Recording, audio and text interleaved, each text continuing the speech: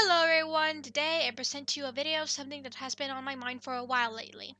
I really like the Dream SMP. I love the story, it has developed quite a fandom, especially in an animation department.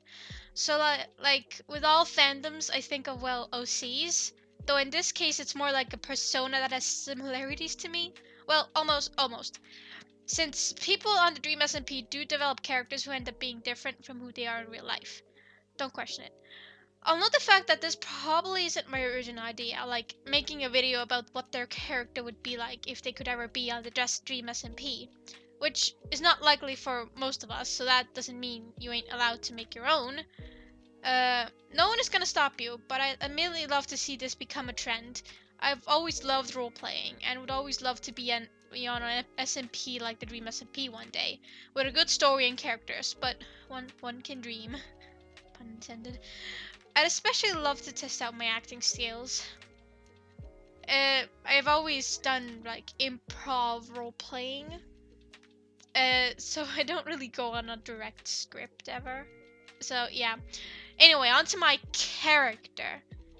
My character would be rather simple, really, because I personally want my character to be flexible when it comes to what could happen on the story. Since my Minecraft, Twitch, and YouTube name is all Amber Moonsong, I just have my name be Amber Moonsong. Though people would likely just call me Amber for short, which I wouldn't mind. Amber is an anthropomorphic cat. Did I say that right? Though it can be sometimes hard to see with her appearance. She doesn't mind being called in other pronouns as long as they understand who's being addressed. As a demigirl, I don't mind being he, she, they. I don't mind it. I don't mind. Just that preferably of course the main is still she. But yet again, I don't mind. Like with her design, she just wear her typical cloak hoodie and emoticon cartoony mask that changes expression. How that works probably won't matter if it's explained or not. The first thing I'd ever do on the server would probably try to get the items I'd see as iconic for my character, like how Techno Kickblade has the Orphan Obliterator, for example. What would be the most important to me out of these would be a bow named the Ember with the Flame enchantment. It would also be nice if it could have infinity on it too, and I'd very much so happy to sell with just having flame and maybe a power enchantment for more, damage. Yet again, very flexible. When it comes to secondary weapons, I'd actually prefer using axes, because I don't care if it's a little slower. If it does a lot of damage, then yeah, I'm fine with that. But if I can get my hands on a fire aspect sword, then I'll use that too. What I'd name it, I have no idea. Maybe something to do with how I got it, like someone giving it or something. It's all flexible. It's all depends on what will happen. With armor, it will really depend, but I'd prefer it if the usual armor I'd have would have some enchantments of protection and fire protection. I really want to go with the theme that Amber is like a sort of pyrokinetic, always wearing a flint and steel with them. Also always has a shield on her, which I would definitely have some custom banner on that hair to like represent her. Just iconic things. I wouldn't be the type of character to be committing arson though. What I'd probably be doing most of the time would be building and interacting with people, plus exploring the world and going to who knows what places and making a home there too. I just imagine someone exploring out in the wilderness and coming across this cozy looking house in the middle of nowhere and just going, huh, Amber's been here, if they even know who she is. I'd absolutely have these houses just open for everyone to have their stay at. I would prefer if people wouldn't come to snatch from my main base, which would also be rather near everyone else's near the Dream SMP server or Lemanberg. On the topic of those two places, I honestly have no idea which side Amber would end up being on. I'd actually like to be on Lemanberg's side. I mean, who wouldn't? But then I would yet again come in question if they let her in and so on. It all depends on how the roleplay would go. Other than that, Amber would mostly be neutral and everything, despite having a whole theme with her combat. She'd just be avoiding the conflicts most of the time, unless someone would come ask for her help or if it touches her personally. So you can most of the time just see her killing mobs or something.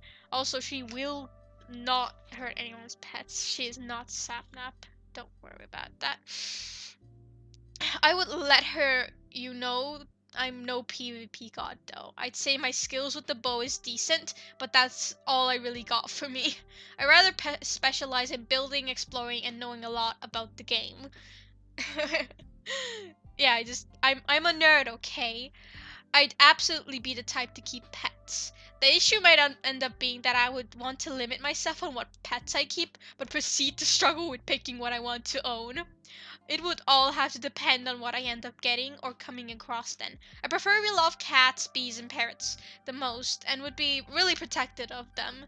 So, don't, don't try. Personality-wise, like showcased before, Amber is just there. Nice on the most part, has their core cowardly and stupid moments. Though if she does end up being on a side, she will be very loyal with who she stands with, unless something happens that will make her change her mind, like a change of morals, or just something that she doesn't agree with. Yeah, something just goes against her morals and what she deems right or wrong. I would absolutely be the type to want to offer help to the ones who are having a troublesome time, or just offer someone company because I personally hate being lonely and don't want others to feel the same. Despite her peaceful nature, I can still see her probably getting in trouble with who she might be involved with, and unfortunately enough, she doesn't have the confidence or courage to stand up for herself, and will usually see what she wouldn't win if it turned out violent. So Amber would definitely try to be the one to reason and use words to get out of situations, while also trying to be as honest as possible, as they'd rather avoid lying. Also, I absolutely see Amber just going around trying to tidy up messes, planting trees, and just writing books about whatever comes on her mind. Yes, I would absolutely build a big library that I'd name and want to give lore to. That's most of what I got for now. Maybe I'd like to add the bit of lore for Amber that maybe she's like from the Nether, which would explain her like theme of fire and like heat. She just has those things going on with her. I hope you like this different type of video. I sure as heck enjoyed making this. Maybe if I get more ideas and thoughts on this, I'll make a part 2. A part of me does sort of want to talk about what Amber would have been like and done in the main story we have so far. Call it an AU if you will, but I don't really know if anyone would like that.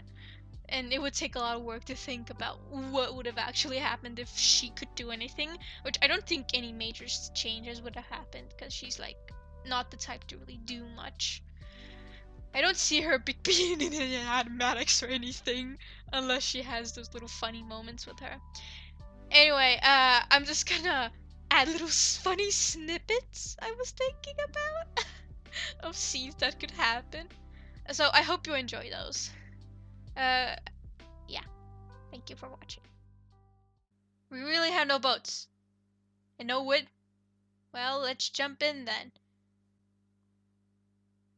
Look, I get I'm a cat, a fire cat or something, but that doesn't mean immediately that water is like my great weakness that I need to avoid like the plague.